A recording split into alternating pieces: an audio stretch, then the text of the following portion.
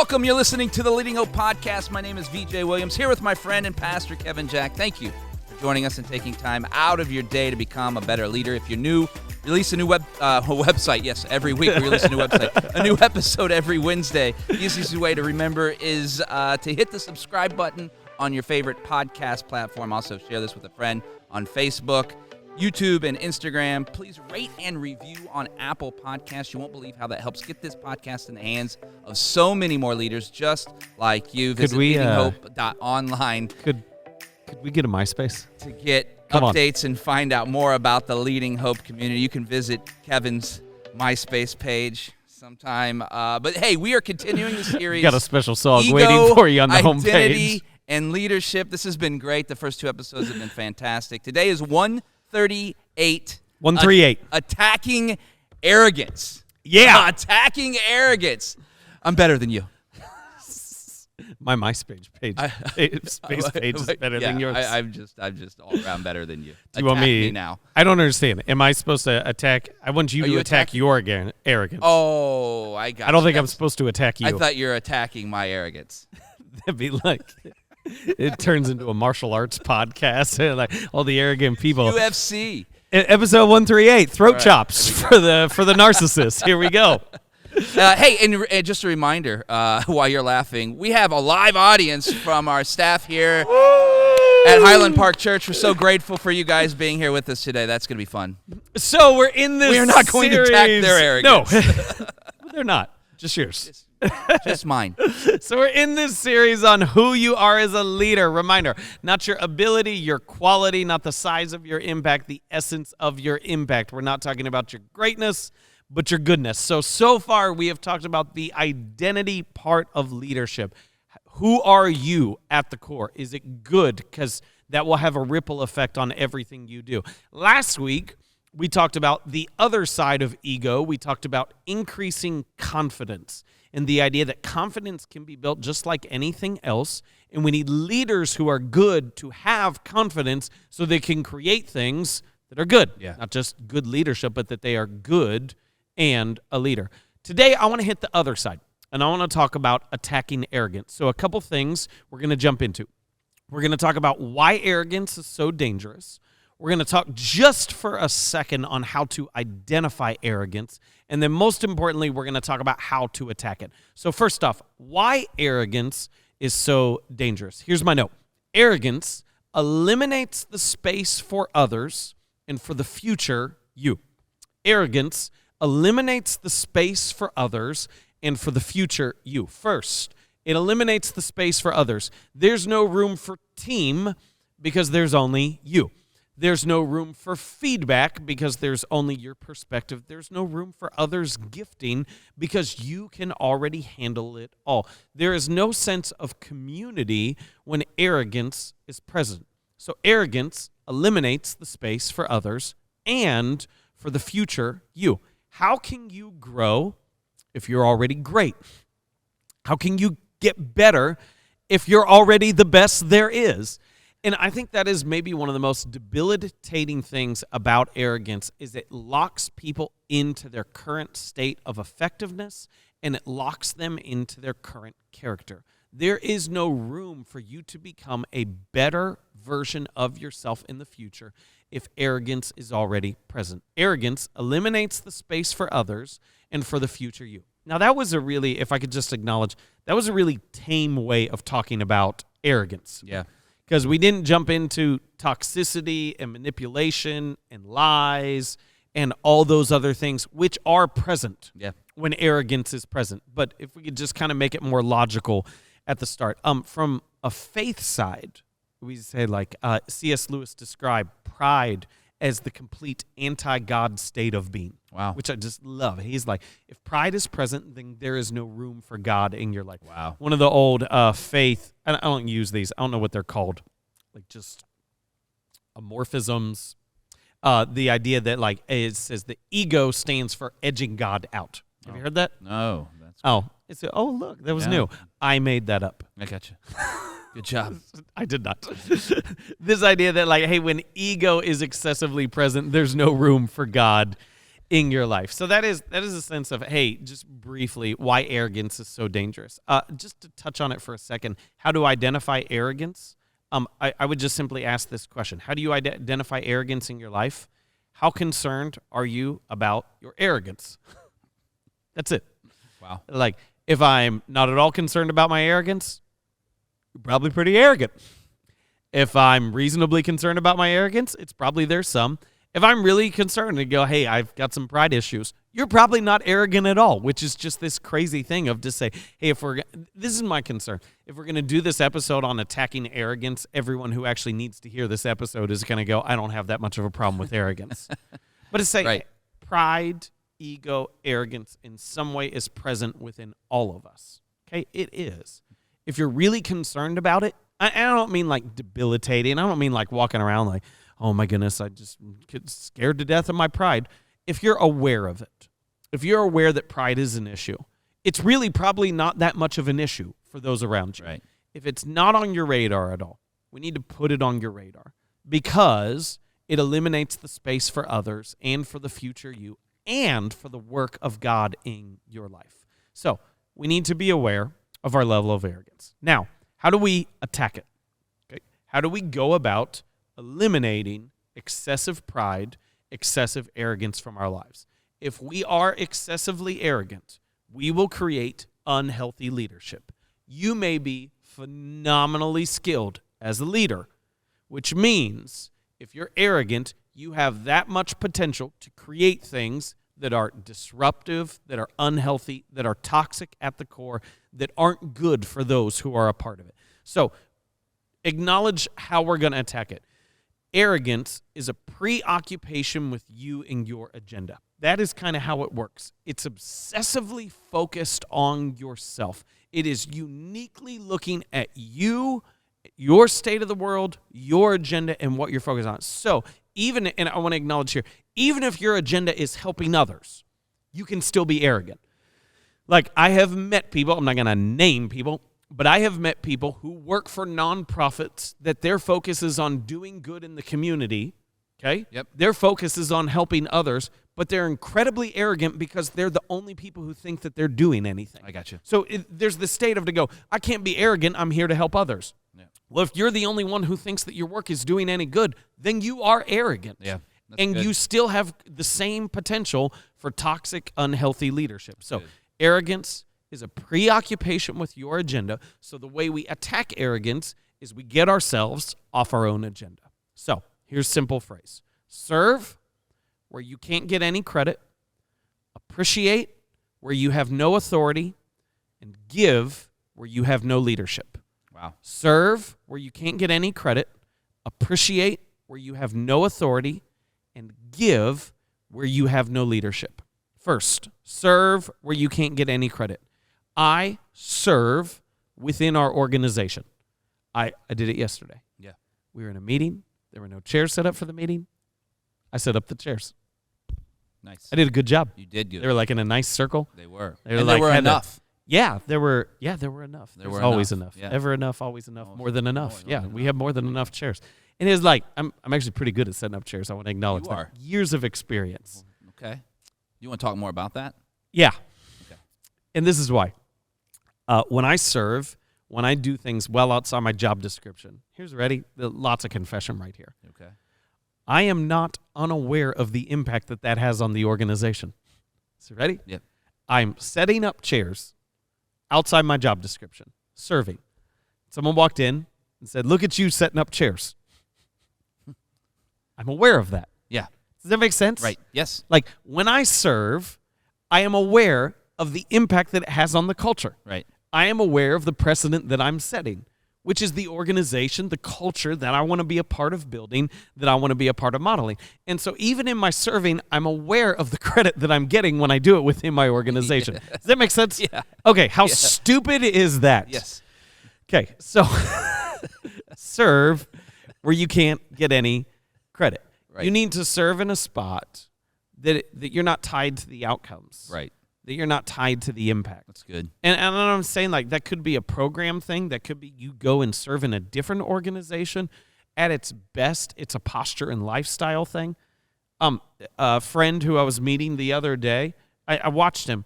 He pulled up to a restaurant. I was 30 seconds behind him. So he saw me pull in. In those 30 seconds, he started picking up trash outside the restaurant. Yeah. That's amazing. Yeah. I just watched that, and I was like, this is incredible. Yep. And it's things like that. It's to go, I am not tied. He's not tied to their bottom line. No. Unless if he's some like phantom investor, and I have no idea on that. He's not, okay? Silent. But that has an impact. That changes your arrogance when you're willing to serve others, that it doesn't impacting you in any way. You said a posture and a lifestyle. Yeah, and so I was... Some would say serving is our calling. Oh, there you go. Look at you, this guy. Love it. So first off, serve where you can't get any credit. Second, I feel like my confessions in here kind of make me feel a little bit like a monster. Right. Okay, to say like, when I set up chairs, I'm aware when somebody thanked me for setting up chairs. Right. But you're saying don't do it. I understand what you're saying. Okay, cool. At the end of the day, that's you're trying to find pockets. yeah, there's this little piece of me when I confess stuff like this that always goes like, I know like other people have it in them, but there's always this side of me that goes, do people think I'm a terrible person? Oh, well, here we go. Second one. I like the honesty. Appreciate where you have no authority. Okay? Appreciate where you have no authority. And I think this is a book I read years ago called The Carrot Principle. It was this idea of specific gratitude as a means of motivation. Does that make sense? Yep. Specific gratitude. So it's like simple. I use this with my kids all the time. They're like, hey, thank you for getting up and unloading your portion of the dishwasher without anyone asking you. In that appreciation and praise, what I'm trying to do is I'm trying to repeat the behavior. Yes. Okay? Yep. This is how we function. We are drawn to appreciation. We are drawn to praise, and it creates repeatable behaviors. So when I appreciate, I am aware of the outcomes that I'm leading towards. Yeah. That makes sense? Yep. So this is very similar to serve where you can't get any credit. You need to appreciate in areas in which you have no authority. You're right. In which you're not trying to draw it to specific outcomes. Because the idea is to say like, hey, as I appreciate, as I praise others, I am aware. I am becoming more and more aware of the impact of others and what they can do. Yeah. I'm becoming more and more aware of the gifting of the team, for us, for the congregation as the whole, and the impact that it has. But I need to make sure that I'm not just doing it here. So if I visit a church, I always give a positive word to those who are leading that church. That's great. Could I just confess this? Even if it's bad. Ooh, so you're a liar. I find something good. There you go. In which I can compliment and appreciate. Gotcha. And I don't do it. I do it for them because I understand what it feels like to get no feedback, to have no positive. I do it even more so for me. Right. Because if I don't do that, it is easy for me to think that the church that I'm a part of is just the best and we're so much better in these other things, and to miss the significance of the kingdom of God as a whole and the importance of every faith community. That's a really good note, because I know that in my life sometimes if I'm just doing it in the environments of which I'm in all the time, it becomes disingenuous that I'm just doing it because it's what I'm supposed to do because I'm employed or because that is the only place it does. But when you become that for everywhere, it changes me. Yeah. And that's the whole goal. Yeah, and so so often praise can become a tool to increase motivation. And you need to be able to appreciate without being able to see anything other than the impact of their elevated move. Yep. So appreciate where you have no authority. And then last off is give where you have no leadership. Ooh. And this is something, man, people hate this conversation. But this is like, I want to say this, like, if you're greedy, if you're selfish, if you're arrogant, generosity, financial generosity is the key. Like, this is designed in the human soul and how we operate, okay? Like, if we go all the way back, like Jesus' teaching, where your treasure is, there your heart will be also. Yeah. Not where your money is. That it's not what you care about is where you'll put your money. It's where you put your money determines what you'll care about. That's great. That's the nature of it. And so if you're only ever financially investing in things that you're a part of and that you're doing, you're going to stay preoccupied with your own agenda.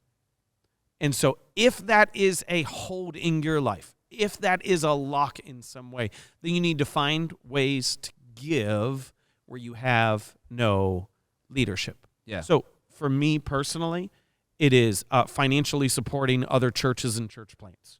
Like when that's something that I care about, but I don't have any tie to that. I don't get any credit for any of that. Right. And to say like the controlling part of me was to go, I'll give, but what they should ask my advice. They shouldn't just ask my they should ask for my advice. That's what I'd really help. Yeah. But I need to not be a part of it. I need for me not to be a part of it in some of those levels, to offer help if it's asked. Yeah. But to say, I need to be able to give where I have no leadership. That's gotta be. Can I go? That's for you. I mean, for you, that's gotta be. I mean, that's great that you know that about yourself in order to actually do it. Yeah. Because I can just imagine you going. Yeah. Well, let me say it like as shaking as you're handing. Can I help you with the message? First time I did it, we gave. What was it? We gave $1,000 to a church plant when our combined annual household income was $24,000. Yeah.